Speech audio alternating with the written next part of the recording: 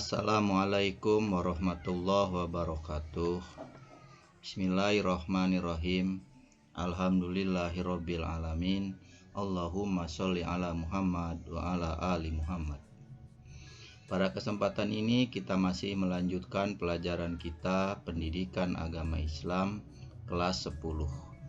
Bab zakat, haji dan wakaf. Mengingat panjangnya materi, maka untuk saat ini kita akan membahas tentang zakat terlebih dahulu. Zakat berasal dari bahasa Arab zakah yang berarti tumbuh, berkembang, menyucikan, dan membersihkan. Sedangkan secara istilah, zakat adalah kadar harta tertentu yang wajib dikeluarkan oleh seseorang muzaki kepada orang yang berhak menerimanya atau mustahik dengan ketentuan dan syarat-syarat tertentu. Sedangkan pajak adalah kewajiban yang harus disetor kepada negara sesuai dengan ketentuan. Dasar kewajiban zakat. Dasar kewajiban bagi umat Islam untuk mengeluarkan zakatnya adalah Quran Surat At-Taubah Surat 9 ayat 103. Allah Subhanahu wa Ta'ala berfirman, A'udzubillahi minasyaitonirrajim. Khudz min amwalihim shadaqatan tutahhiruhum wa tuzakkihim biha wa sholli 'alaihim inna sholataka sakanun lahum wallahu sami'un alim. Artinya, ambillah zakat dari sebagian harta mereka. Dengan zakat itu kamu membersihkan dan mensucikan mereka, dan mendoalah untuk mereka. Sesungguhnya doa kamu itu menjadi ketentraman jiwa bagi mereka, dan Allah Maha mendengar lagi Maha mengetahui. Beberapa dana sosial di luar zakat seperti infak, yaitu memberikan sebagian harta kepada yang membutuhkan untuk membantu meringankan beban.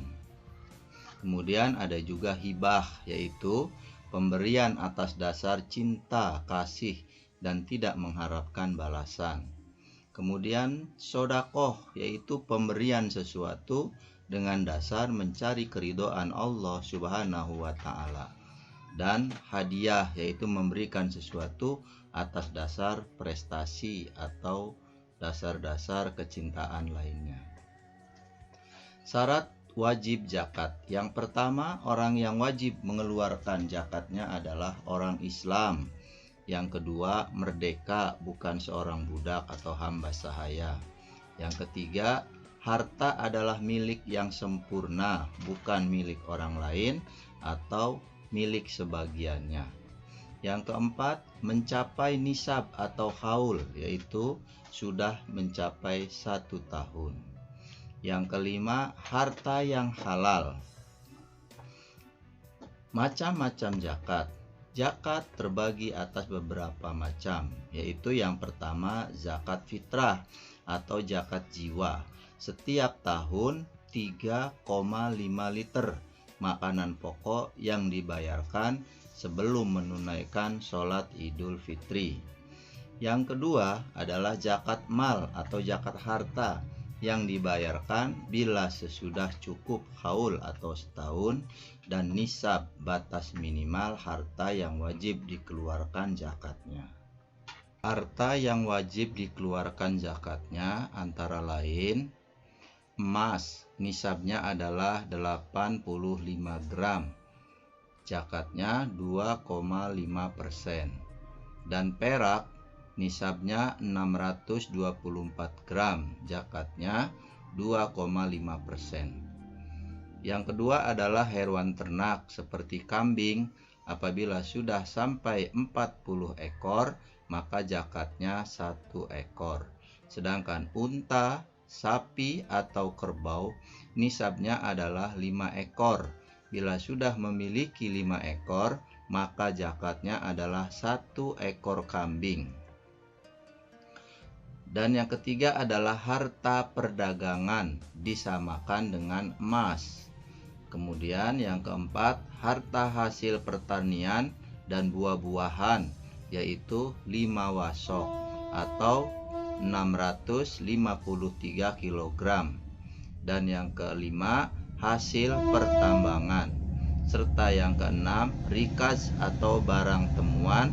Dan yang ketujuh adalah zakat profesi. Orang-orang yang berhak menerima zakat. Firman Allah Subhanahu wa Ta'ala di dalam surat At-Taubah ayat 60 menjelaskan orang-orang yang berhak menerima zakat. Innama shadaqatu lil fuqara'i wal masakin wal 'amilina 'alaiha wal mu'allafati qulubuhum wa fir riqabi wal gharimina wa fis sabilillahi wa ibnis sabili fariidatan minallahi wallahu alimun hakim. Artinya, sesungguhnya zakat-zakat itu hanyalah untuk orang-orang fakir, orang-orang miskin, pengurus-pengurus zakat, para mu'allaf yang dibujuk hatinya untuk memerdekakan budak, orang-orang yang berhutang untuk jalan Allah, dan orang-orang yang sedang dalam perjalanan, sebagai sesuatu ketetapan yang diwajibkan Allah. Dan Allah Maha Mengetahui lagi Maha Bijaksana. 8 mustahik atau golongan penerima zakat sebagaimana tercantum dalam surat At-Taubah tersebut. Yang pertama adalah fakir, yaitu orang yang tidak memiliki harta yang cukup dan tidak berpenghasilan. Yang kedua, orang miskin, yaitu orang yang mempunyai pekerjaan tetapi tidak mencukupi untuk kebutuhan hidupnya. Yang ketiga, amil, yaitu panitia pengurus zakat. Yang keempat, mu'alaf, yaitu orang yang baru masuk Islam dan masih lemah imannya, atau orang yang ada kemungkinan masuk Islam. Yang kelima, riqab, yaitu untuk membebaskan perbudakan. Yang keenam, gharim, yaitu orang yang berhutang, bukan untuk maksiat dan tidak mampu untuk membayar. Yang ketujuh adalah sabilillah, yaitu orang yang berjuang untuk menegakkan agama Allah. Dan kedelapan, ibnu sabil, yaitu orang yang melakukan perjalanan jauh bukan untuk berbuat maksiat. Adapun orang yang tidak berhak menerima zakat, yang pertama adalah orang kaya, karena mereka harusnya yang berzakat, bukan sebagai penerima zakat. Yang kedua, hamba sahaya. Yang ketiga adalah keluarga dan keturunan Nabi Muhammad SAW. Keempat, orang yang dalam tanggungan yang berzakat. Yang kelima, orang kafir. Dan hikmah zakat antara lain adalah A. Untuk membebaskan diri dari beban yang disyariatkan agama atau rukun Islam.